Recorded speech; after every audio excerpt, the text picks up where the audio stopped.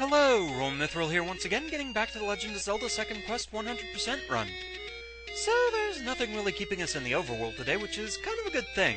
The next dungeon is a bit of a convoluted mess, so we're going to want as much time to deal with it as we can get.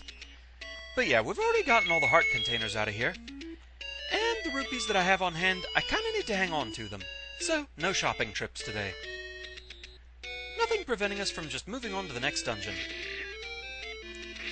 Warping to the entrance to level 1, or close to the entrance to level 4, that's basically the closest we're going to get. So this is good enough for our purposes.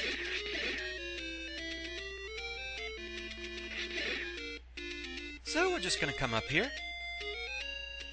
move around the side here, ignore all the P-hats because seriously, and time to head this way and watch for falling rocks. They're kind of all over the place. I really want to take out that Zola, and the entrance to the dungeon's in here.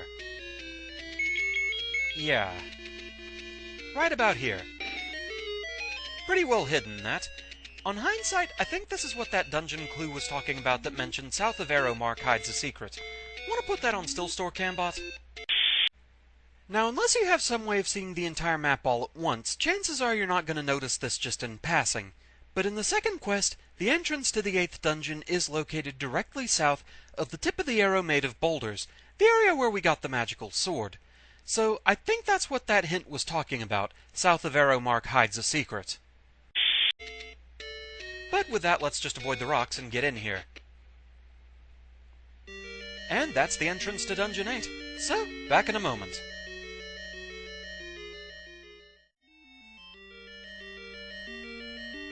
And so here we are in dungeon number 8.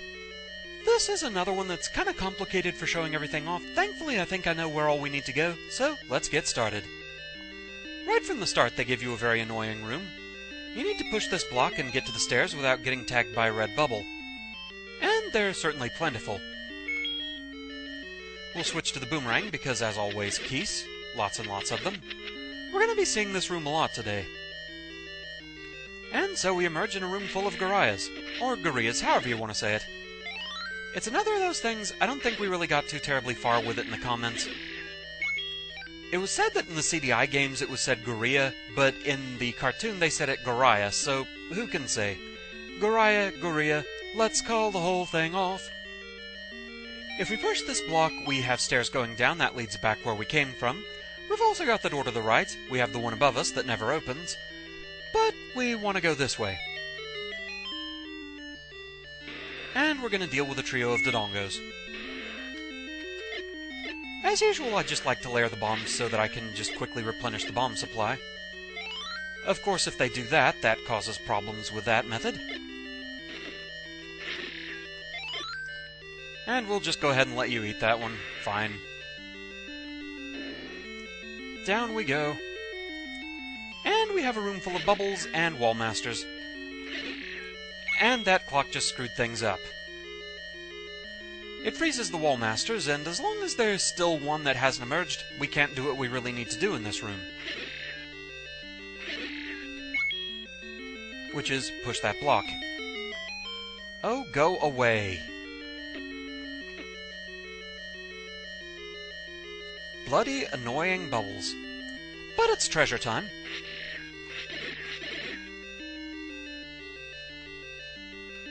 For our efforts, we get the magical rod. Music? Hello? Well, okay then. There we go. So the magical rod fires bolts of magic. It's further powered up by the Book of Magic we found earlier, so when the shots hit either a wall or a target, they burst into flames. Now the fire will hurt you, so don't just immediately walk right into it. We're going to ignore that door for the moment for a very specific reason. You'll see why in a moment. Notice that that door slammed shut behind us. And doing that gave us a passage, but it didn't open the door. It's a one-way trip. Behold as I make my bats disappear! But, yeah, it was pretty much the most efficient way we had of showing everything off, thanks to the one-way passage. So another word of note about the magical rod is that the swing of the rod itself counts as a sword strike. Very important in a swordless run, because there are some enemies like Gleeok that you actually have to stab. Arrows and bombs don't work on him.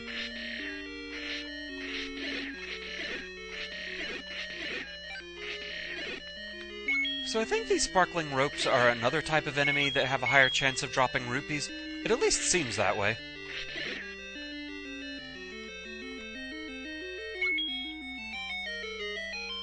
So now we're going to go through here.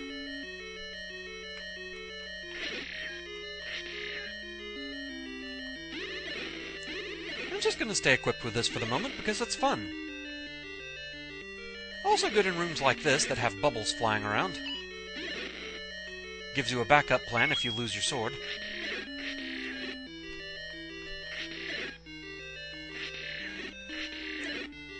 So anyway, looking at the map, we're on the other side of that open door that we ignored. This one slams shut too. One-way passages. Oh, so fun.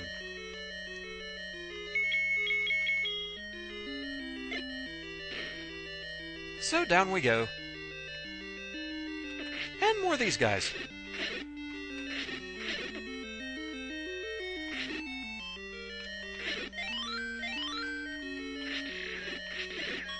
And our purpose for coming in here, the map. Basically, the dungeon is yet another spiral, though I have heard some players more creatively refer to it as the hieroglyph dungeon. Alright, so just clear out some bats here.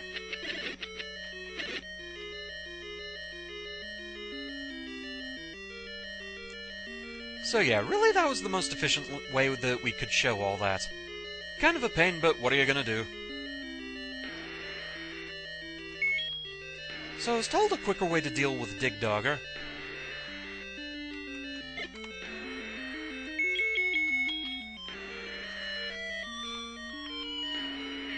Basically, you set a bomb early so that it hits everybody as soon as they split, and then drop another bomb, and there you go. So that worked kinda nicely. Pushing this block reveals another passage, but it's a one-way trip, and we don't want to take it. Grumble, grumble. Alright, alright. Din-dins.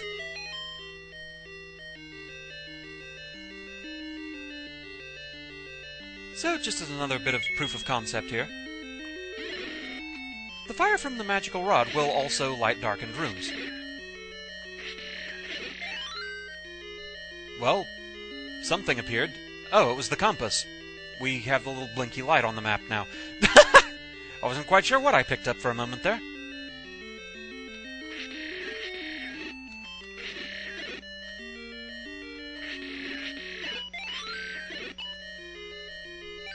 So, more of these guys.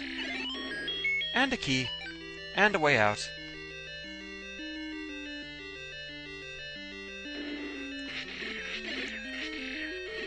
This seems to be the main thing we're dealing with in this dungeon is Gorias, and I'm pretty okay with that. They can be annoying, but not really that bad overall.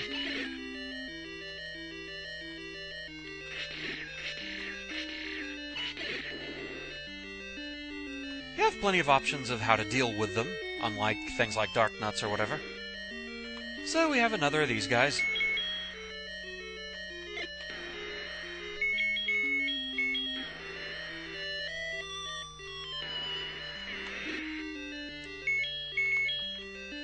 I think I'd have better luck just stabbing at this point.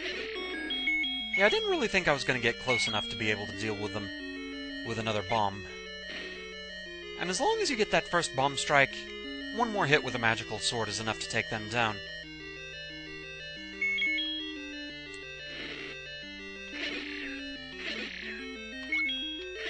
Do not walk into the grabby hand.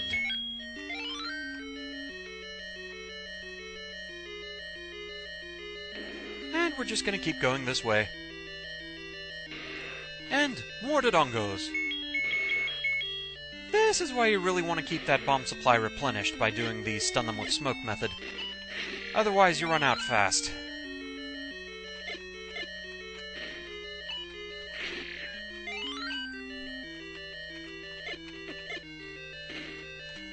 Not quite close enough. Oh well.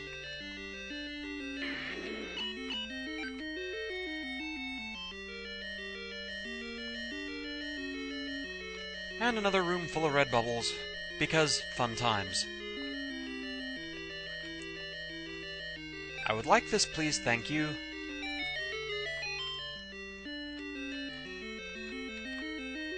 There we go. Not a big fan of those kinds of rooms.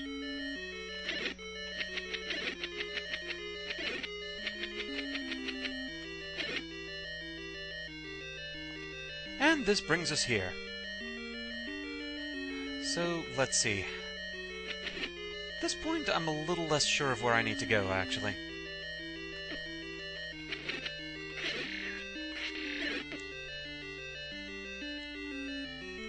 The bubble situation doesn't really help things.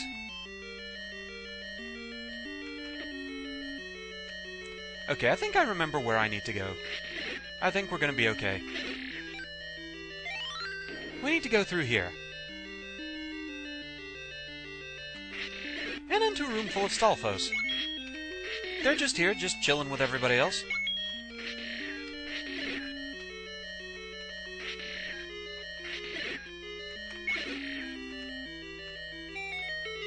Yeah, like I said, this is a really complicated dungeon, so it's easy to get lost.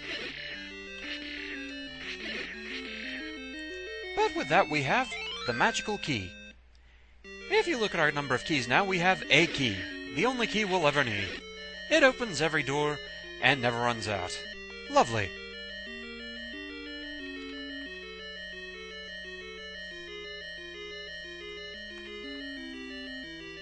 Now we'll go down here. And that locks behind us. Okay, that's what I thought.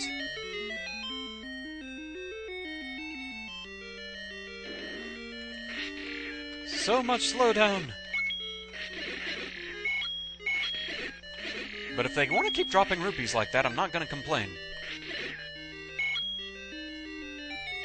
So yeah, all those paths lock behind us. So we're definitely going the right way. Oh, this place is complicated. So we haven't been up in this corner yet, and we have a couple of Moldrums.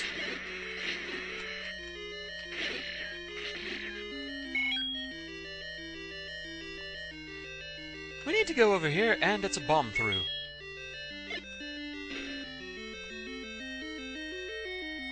And we have another trio of Dodongos.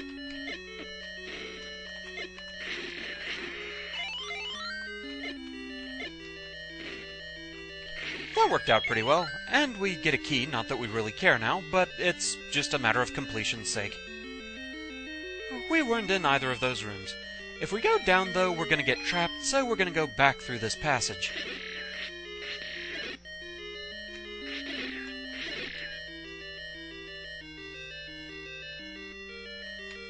And we go down.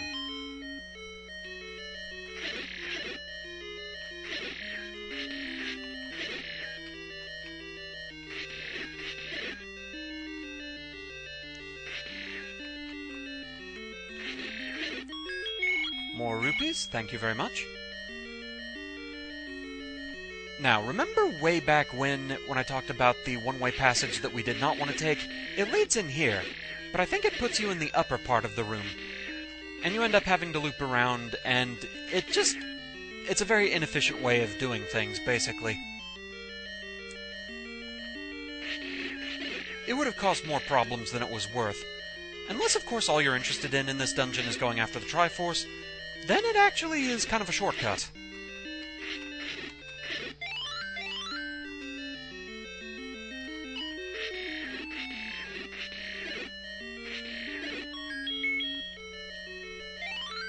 So, we need to go through here.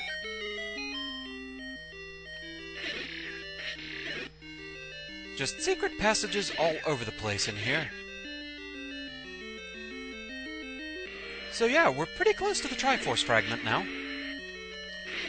couple more of these guys to deal with.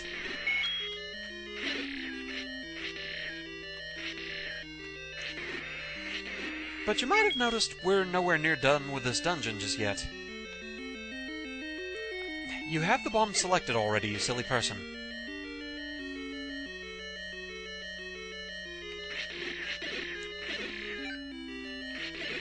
We have more to explore.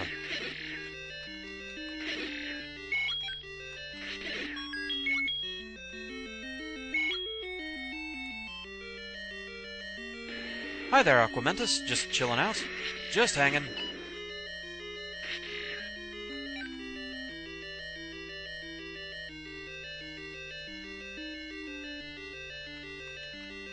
Room full of bubbles. And wall masters. And that opens the way forward. And tank a couple of red bubble hits. Get our sword back.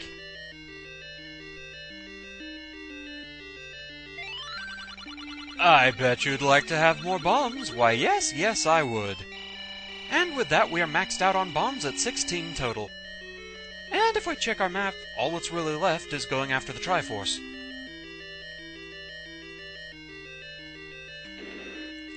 So yeah, all in all, this dungeon really isn't too bad. It's just convoluted. Especially if you want to go everywhere.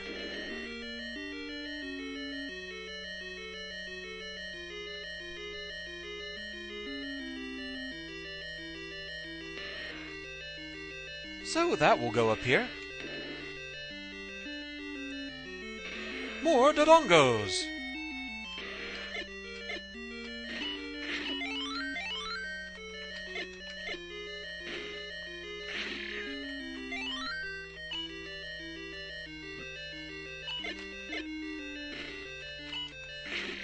And there we go. We've got the final heart container, and the final piece of the Triforce. Dungeon 8 clear. That one really wasn't too bad, just complicated and annoying due to all the rooms that only had red bubbles. Oh, we're gonna get out of here quickly because of all these rocks. That's not a safe place for an outro.